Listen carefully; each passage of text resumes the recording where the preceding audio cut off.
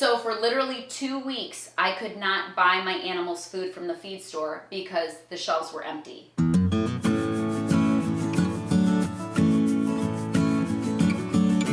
Hello everyone, welcome back to Heartway Farms. Today Annie and I will be talking with you about supply chain interruptions and how it has affected us here at the farm and the family.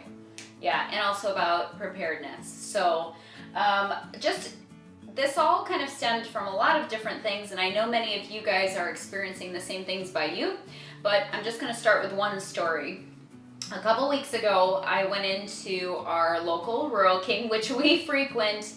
I am there twice a week, every week, and I am purchasing a lot of animal feed specifically for our chickens because we do, we have grass-fed lamb, so we don't really supplement them with anything, and our horses and our steer don't really need much supplement. Julianne does like me to keep oats in stock for the horses when she's training them, so I go for chicken feed, I go for oats, rabbit feed, dog food, cat food. These are all the things that I get either on a weekly basis or every other week, and we spend several hundred dollars every week there. So we rely on this store. There is another animal supply store which is nowhere near as large or as affordable as Rural King, and then the next closest one is maybe like a half an hour away. Again, not too bad, but we have some options in the area. But I went into Rural King a couple weeks ago, and I began to walk around, and I was like, okay, where is everything? All I saw... Did they move it? Well, because they're always moving stuff. But I was walking around, and I couldn't find chicken feed, and I couldn't find rabbit food. Every area was empty, and there were even signs that said, hey, we're temporarily out of this item until this date, or not even giving a date on when they were going to be restocked. And I ran into Val, I don't know if you're watching, but hello. We know each other by name. We're on a first name basis at Rural King with many of the employees there. And I ran into Val, and she's like, Annie, I don't have anything. She's like, I couldn't get it, and I don't even know if we're going to have it until the end of next week. And I was like, okay, so, and I'm not talking like they were just out of a brand of chicken layer pellets. They were out of all layer pellets, and they had Chick Starter was the only thing that they had. Which is the medicated Chick Starter. Yeah. And was the only food item that they had in the store. Now, this is the first time I went in, and I was like, okay, thankfully, I had a few extra items at home that I could make it work for a little while, but they, at that visit, they at least had a few bags of scratch grains, okay, which I purchased, and they had a few bags of corn in the animal feed area, like over by the horse stuff. But they had zero rabbit food, and they had zero oats. That's okay, I can live without the oats, that wasn't that important. I was like, okay, I'll check back in at the end of the week. And so then fast forward, I went in at the end of the week, there was still no change. But thankfully, I had bought those few items that they had there. And let me say that I also checked with the other local animal food store supplier, and they were out of all the same things.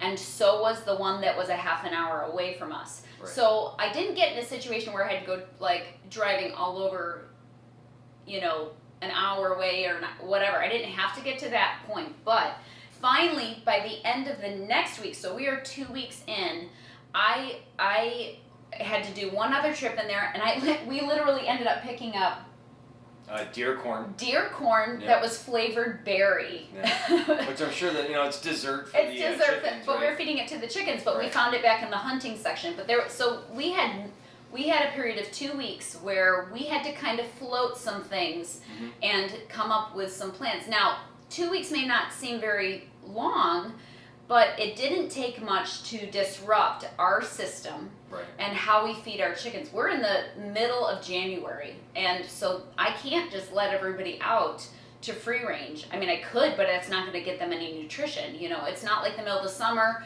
where you can kind of, you can cut them loose. You can cut them loose and keep everybody alive and make it work. I came home and I was like, you know what? This is kind of serious. Like, this is something to consider. We have a lot of animals. Yeah. And a lot of them rely on the feed store, right. Or hay supply. Right. And these are things that suddenly you sit down with each other and you have a conversation. You're like, okay, how can we become less dependent upon the supply chain if something were to happen? And it doesn't take much. You guys all know, I don't even need to bring it up, the current state of the world and what is going on. That is its own issue. But it doesn't take much to disrupt that chain, right? And that's what we're going to talk about a little bit today, and how to kind of be more prepared and how to start thinking past week by week. You're not really, the goal is not to live paycheck to paycheck, right? So then on your farm, it should also be your goal. And this isn't even farm, you guys. I'm talking dog food, cat food, groceries. You can even take it into the grocery store. We could probably make a whole separate video on what we've experienced locally with a grocery store. And I think we're going to get into that because it goes into the fragility of the supply chain. Yeah. Week by week, day by day, you're relying on those systems that are in place to bring the mass products into our region or into our homes. So those are things to consider. So. And we have said this before, we don't believe in the idea of being self-sufficient. I think that term gets used a lot, but really, if you're 100% self-sufficient, you're doing everything yourself. That we like the community idea, the idea of building a community around you and having people that can be like, hey, you do this really well, can we buy your product? And then they can say the same for you, and you can work together as a team. And even so far as we've talked about before, but going into maybe there's someone who's really good at farming and raising animals, but they really stink at marketing. So you can work together at even bringing those skills together. So it's bringing that community together for sure. Something I want to ask real quick while we're thinking about this is, what issues have you been seeing going on in your region? Have you been dealing with the same types of issues? So in the comments below, go ahead and give us feedback on. We have people from around the world. We got some shout outs from Russia and Poland and New Zealand, Australia, South America, a whole bunch of different Sweden, areas. So, did you already say that? Yeah, South Africa. All over the place. Yep. What are you guys seeing that, just kind of puts that, that question mark in your head? Like, preparedness mindset. Yeah, okay, how can I start thinking in this train of thought? How can I be more prepared for when stuff like this happens? Even all this stuff that's going on and all the drama surrounding it, set that aside. It doesn't take much to disrupt that chain. So even if there have been insane amounts of recalls in our area. Yeah, actually we're going to put some stats up real quick. I think there's massive meat recalls in the last couple weeks here. Massive meat recalls due to E. coli issues, listeria issues with some fresh produce, lettuces and whatnot. And these are some of the pictures that we've dealt with at the local food store with the W. You can say it out loud. That we get some stuff from. But the shelves were literally empty. So now we have a couple weeks going on here. We've got the food issue with the animals. We've got supply chain issues with the fresh produce. We have meat being recalled. And thankfully we have, animals walking around that are the walking meat. We don't have to store them in the freezer. Well, but our freezers that's are if we can feed them though. Yeah, if you can, and that's what's concerning. 2 years ago, I know we're kind of all over, but just try to gather what we're saying as a whole. Because these things can happen in any climate, in any part of the world.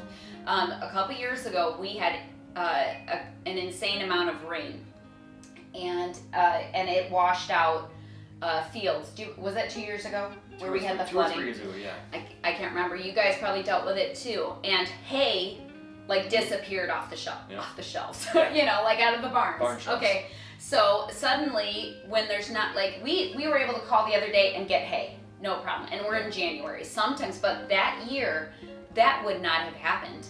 And then suddenly you have animals that either don't have food, or you are paying for food that is not good quality, or you don't feed them, or you don't feed them, you know, and you have dead animals. So, or you're suddenly harvesting all your animals. When these things, again, we don't approach these things with a mindset of fear, but it's preparedness. It's how can I kind of be ready when these things come up. And when you get that gut check about stuff, as I was walking through Rural King, I just got this gut check. I was like, you know what? I came home and I was like, Josh, it's time to make the steps towards the fodder system that I want to do for the chickens. Right. And you could supplement. You can do it with all your animals. Well. Now, any ruminants, really. I don't know if any of you guys have heard of the fodder system and feeding your animals, and I would love to hear if any of you are actually using it. And successfully using it. We've watched many videos on it, but I don't know anybody personally who. Yeah, we haven't pulled the plug on. That's the wrong. I haven't pulled the trigger. That's the. I wanted to pull the trigger and start the fodder system. Now, real quick. Yeah. Definition of what a fodder system is to try. I don't want to pretend like people know what it is. Good point. So it's essentially you're sprouting a seed or a grain, and you're creating a root mass, and you're getting some green, and it takes a whole 7 days. So from 0 to 7 days, you're converting a seed into a root mass that has taken up the water and converted the nutrients in the grain, and it's a 7-to-1 conversion is the rough math on it. So for every pound of seed, you have 7 pounds of food. And the other really interesting thing about it is the nutritional uptake is not wasted as much because it's such a high product. The protein content's around 15 to 17%. Same as like conventional chicken food, I think. So they're digesting more of the product, they're utilizing more of the product, there's not as much product wasted. But it is that 7-day rotation where you're keeping this stuff going in a sequential order, and you're using it. So, but there's no artificial lights needed.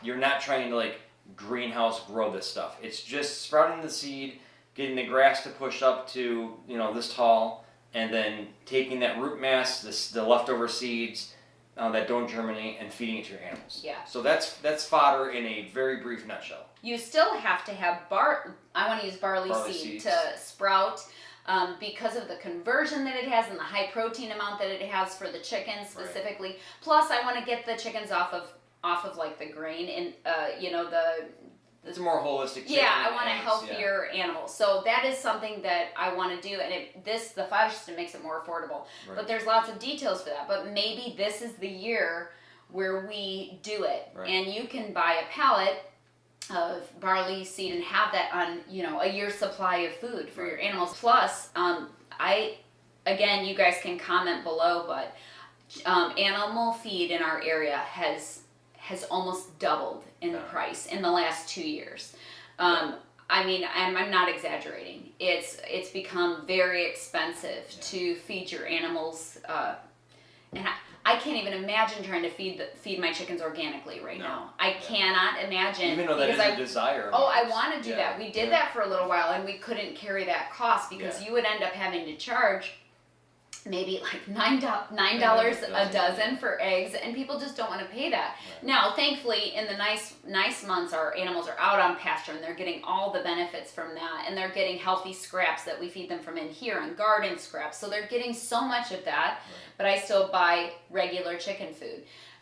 And because the organic price tag is out of this world. But now all of a sudden, I mean, I'm just not kidding that it has almost doubled in 2 years. Yeah. And that's getting to be a little challenging. So if we can tweak that, I'm thinking about pulling the trigger. So this is just one tiny little area that I want to, it's a huge thing to take on because it's more work. Right. But in my opinion, it's worth it if it works. Again, give me your feedback if you guys have used the fodder system, or if you have any great channels that you really like. Like I said, we've seen some channels that we follow, but I would love to talk to someone who's actually done it, before I pull the trigger, because we have a lot of birds, a lot. Yeah, we range between 150 to 200 birds. Yeah, and we're starting over again the whole cycle this spring. So we should be buying chicks here soon. Right? Yeah, soon. So that's another area of building up that preparedness. So like raising up that next generation of egg layers. It was funny. I was watching someone else's channel that I like to watch, Elliot Homestead, and she was talking about, I'll summarize her soft spots for some of her older chickens that she keeping on the farm. And at some point you realize you were feeding these guys for years and they're not producing anything for you. Well, that's sweet and that's nice to have that sweet spot, you know, for these animals, but you can't do that and run a successful business or even really run a successful family farm or homestead, because you will be spending way too much money on the, you know, on pets, taking care of them, on all the pets. So anyway, I thought that was funny. So it's time to switch over the whole flock. Right. We have hay to get us, I think, through spring right now, Lord willing. Yeah. So as we look at these different areas, it's just this is kind of just a call to action in a sense. Like, I know many of you guys are feeling the same way. You're seeing the same things that we are seeing. And again, I just want to emphasize approaching these things from a place of peace. Because that's one of the reasons we do what we do, not only to give our kids the life that they are getting, which is pretty cool, but to have good quality food available for not only our family, but the people, our friends and family, and the community as an option, you know, if things get challenging and if something comes up that's like you can't get food from a grocery store. And now I do want to say our grocery store has not been like that all the time. Sometimes it is, and sometimes it's not. And that's what's different, is the inconsistency. But there's nothing wrong with that, raising a level of concern. Like, there's a difference between being aware of what's going on in your local community, being aware of what's going on in the world economy of things, and then making informed decisions, and that would make you more resilient. And that's where, like, there's a big difference between hoarding and the crazy preppers and in a self-sufficient, you know, mentality. There's a doomsday. Yeah, there's an attitude of just awareness, of peace, of planning, of preparation. Yeah. Having a thought process on how can we become more resilient? How can we become a little more unaffected when those things come up. Yeah, because sometimes all it takes is like a storm down south, you know, or a tornado, you know, that hits something that affects that supply chain. And there's just a lot of unsteadiness in the world right now. And you guys are not blind to it. We're not blind to it. And so kind of being wise and looking ahead this year and seeing, even if it's like, what are 5 things that I can do this year? I don't, you know, not overwhelming in a way, but what are 5 things that I can do, and maybe prioritize them to make an impact in this topic, in this area, at my farm or at my house. You guys, you don't even have to live on a farm or a homestead for this at all. I mean, like at our house we had before this, we had kind of given up on having a farm, and we had bought an oversized lot that Josh completely renovated with some help from our fellowship and stuff. Had completely renovated this beautiful house and had a nice big yard, and we turned that into a food forest. Like we had our chickens, we turned it into like raspberries, blueberries. We did it in the middle of a neighborhood, a small town neighborhood, and we just were like, forget it, we're not waiting, we're just doing it with what we have and being thankful for what we have. And that's exactly what we did. And that was the start of this. And this is where we are now. So I think it's, you know, just start where you are. Make a list of those 5 little things that you can do. And, you know, our things might look a little bigger because we've done a lot of little things already and need to take that next step to move on to some of the bigger things. Like we have the high tunnel up this year. It's like fodder, our high tunnel, you know, becoming actually productive. I mean, these are top of my list, and I know top of Josh's list, top of Julianne's list, doing the gardening and stuff. So I think it can be a little overwhelming as we have educated ourselves and kind of kept our ear, you know, to the door a little bit of what's going on in society. I mean, there's even talk of significant issues with fertilizer, and thankfully we don't use fertilizer, so we don't need that, but how it affects. But we have to have some form of fertilizer. So we have, manure. You know, we have access to manure, right?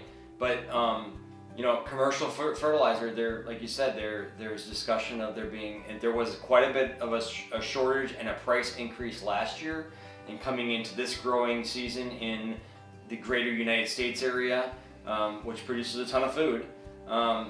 The supply issues with having access to fertilizer and the price increase it's going to affect us all. So it would be if you're not like a farmer, right? It would be foolish to think that it's not going to affect you, because food costs money, and a lot of money. Yeah. When I go to the grocery store now, some of the people who watch like my stocking up videos kind of like to give me some flack. Not you faithful ones, you guys are good, but like for hoarding or for spending $400 on groceries, and I just kind of laugh a little, because like a family of 8 grocery shop, if I am just buying regular groceries for a family of 8 for 1 week, guys, it's pretty sad right now. It's gone up too. It's gone up. It's gone up. I can't buy the same amount that I used to be able to buy. And that's not even at expensive stores. That's at, and so it's a little comical to me, because I want to, it's just different when you're buying for 8 people and you're trying to buy, and my kids are getting bigger, so they're eating normal human, adult human amounts of food. It adds up very quickly. So in the coming weeks, you talked about 5 things. In the coming weeks here, what are 5 things that you can think of just off the top of your head? I'm totally putting you on the spot right now. Don't put me on the spot. Yeah. We said, you got fodder that you like to get going? Fodder is a huge project. Right. So I'm kind of... That would be a this year project? That would cost us up front several $100s, maybe up to $1,000, I don't know. Yeah. To be able to put into place, plus buying the seed. So it would be an investment, and it would be it would take some renovation, because we have to have a temperature controlled location to be able to grow it. We could grow in the high tunnel for the warm months, but in the winter in Illinois you have to have a place. So I would say fodder. The garden set up? We have big plans for the high tunnel and the garden. Okay. I'm gonna make that 2 sections, because the high tunnel is going to be a huge project in its own. We are currently in the state of learning and absorbing as much information as we can. Julianne, I kind of put her in charge of that, of how to make this the most successful, like high density planting year. And then the outside of the high tunnel. And to real quick, the high density planting, that might mean initially us not using all the space that we have. Right. That might mean just doing a portion of the space with more excellence. Yeah. Right. And Juliana has, on the outside of the high tunnel, dreams of, right now our strawberries are just in amongst the blueberry bushes, but having an actual strawberry patch to expand that, blackberry, raspberries, and all that stuff. Yeah. So let's make that another thing. Is so I have he totally put me on the spot, you guys. So fodder, high tunnel, the outside garden, planting. There's some things we don't have yet in the property, and that's that I missed from the other property, is the raspberries and blackberries, and kind of building, and more fruit trees. So we want to add that to the property as well. These things, bolstering our perennial planting instead of the annuals. Yes, the annuals we will do, but also the perennials, our fruit trees that are long-term investments that we will have when my grandkids get to come to the farm, hopefully, and eat the apples off the tree. Those kinds of things. Real quick shout out for the Texas boys. If you guys need elderberries, figs, mulberries, and some other things, and they got a whole bunch of go to thetexasboys.com. They are selling rooting, cutting pieces to start those yourself at your property. So it's a great way to fairly inexpensive get those things going. So texasboys.com will hook you up. Last thing.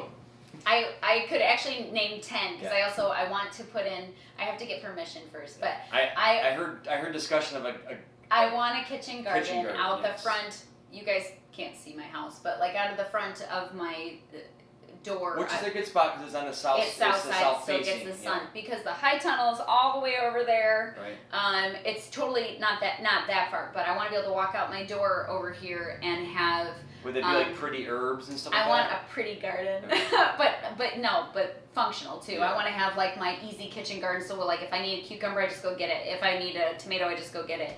And herbs and all that. Just like a plant of each thing. Okay. Not a lot of things. Just like, and some flowers, because flowers. But the last thing I was going to say, because I know it's on your list, is really honing in the rotational grazing of the animals and completing the pasture fencing so that it is the most effective. Some quick backstory. I know this video is getting a little long, and I'm sorry, you guys, but just talking with you guys. We're literally just sitting down and talking with you, sharing our heart, what's going on, and hopefully you don't mind. But when we moved onto this property almost 5 years ago, the 7-acre pasture was row crops. It had been corn and soybean back and forth for years and years and years, and we didn't want that. We wanted to regenerate that soil into something useful because it was garbage. It was garbage soil, just over there in the pasture, and so we, And we say it was garbage because we actually pulled the mineral and the soil test on it, it was extremely acidic and it was extremely depleted. It happens. This stuff happens. And we're in the Midwest. This is what they do to soil, and so our goal is, So anyway, we moved onto the property and we planted pasture, good quality pasture.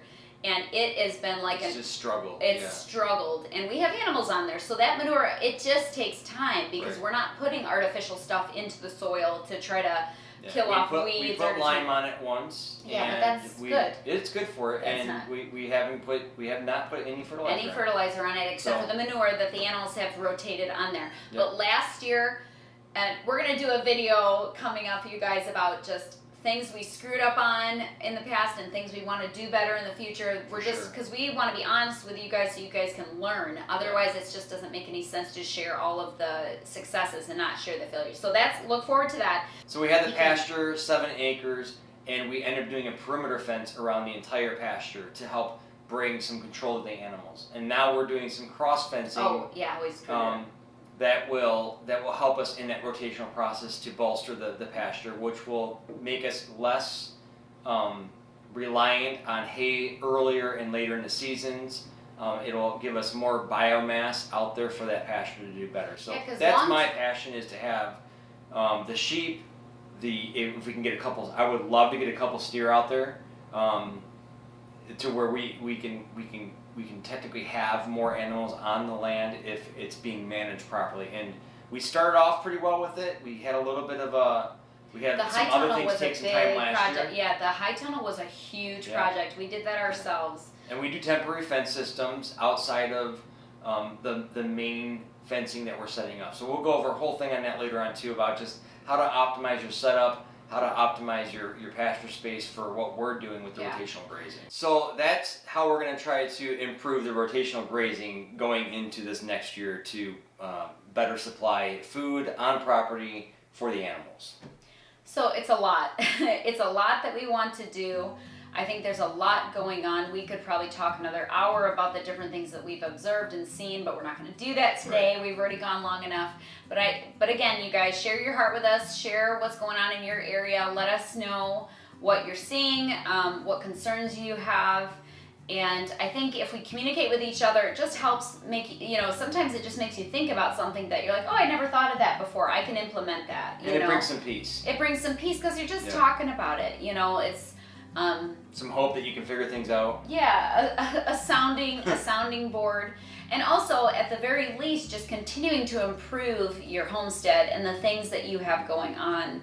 And like I said, I used the word excellence earlier, but that's really what we're shooting for, is whatever we do here, doing it well. And strive for excellence. Yeah, and not be struggling through different things. Right. So anyway, I hope this didn't cause more confusion. Just kidding. Hopefully this brought shed some light on some things going on, and just encouragement that it's, just take these baby steps to kind of implement those 5 things that you want to start doing at your location, at your home.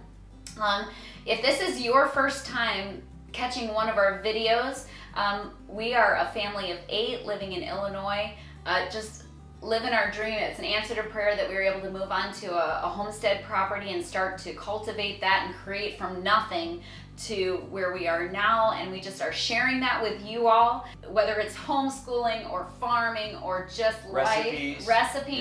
You know, you got to feed people, so we're just sharing it all with you guys. So we hope that you can be a part of the Heartway Farms family. Hit that subscribe button, share us with your friends and family, and so that we can continue to do what we're doing. So I hope this was helpful. We will talk to y'all soon, and we'll see you in the next video.